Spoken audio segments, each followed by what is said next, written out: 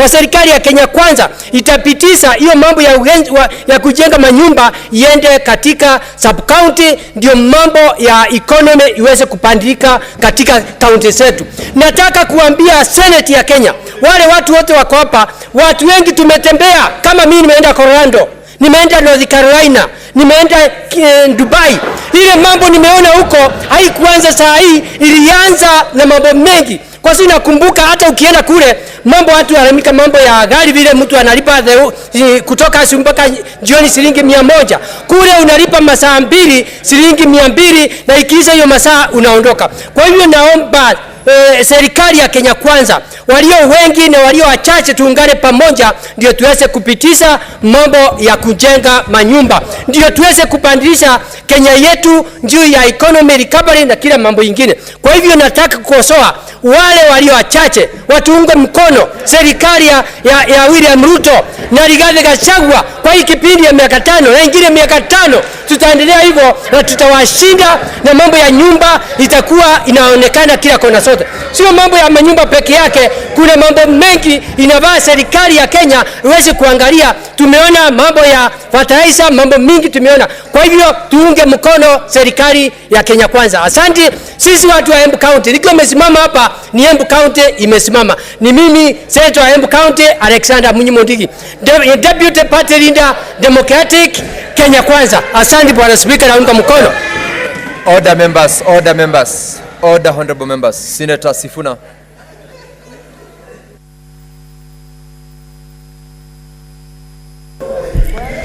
Mr. Speaker, nothing surprises me anymore these days.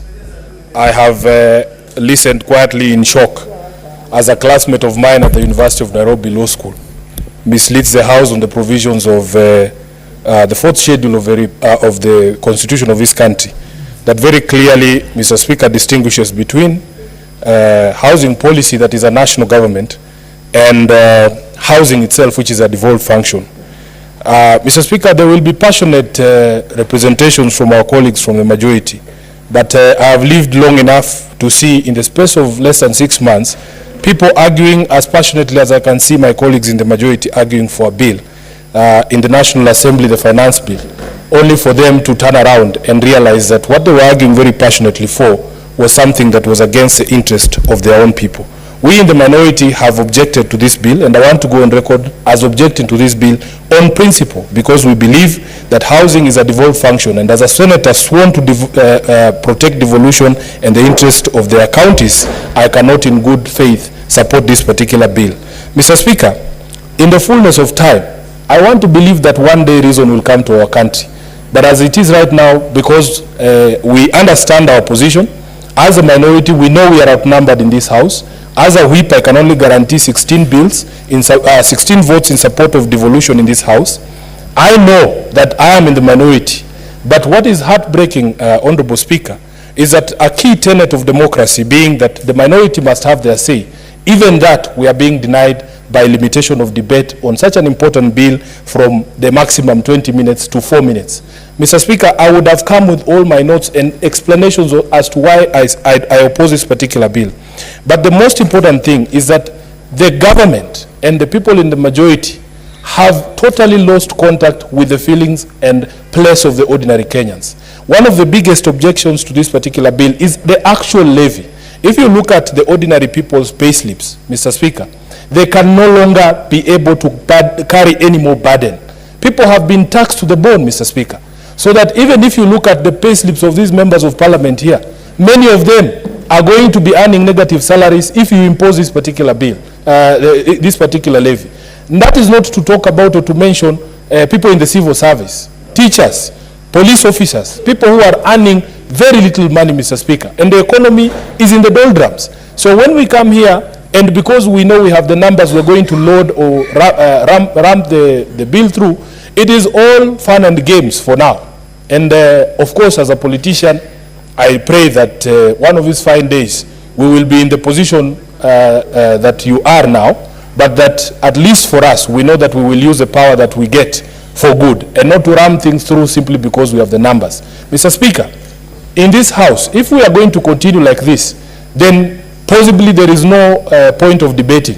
We should behave the way the Speaker has behaved today, putting the question without bothering to hear the other side. Mr. Speaker, we know we don't have the votes to carry through these bills and these motions.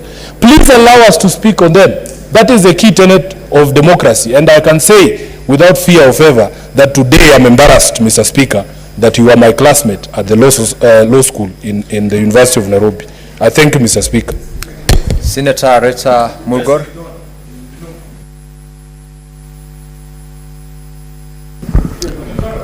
Thank you very much, Mr. Speaker, for giving me the opportunity to also add my voice to those of my colleagues.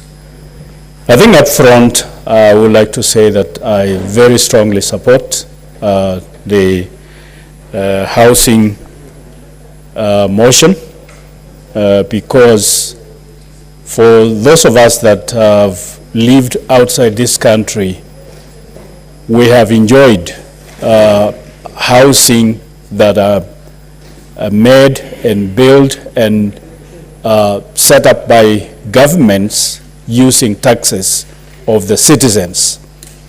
I remember I was working as a librarian in a university and a foreign student, and whatever little money I got after working for 2 weeks, the system made sure that I paid tax, whether I liked or not, and whether I was a student or a full-time worker.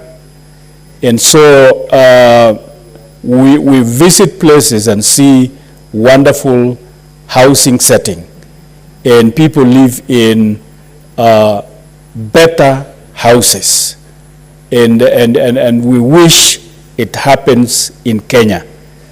And it cannot happen unless we go by the way of taxation and housing levy, the way the government has set.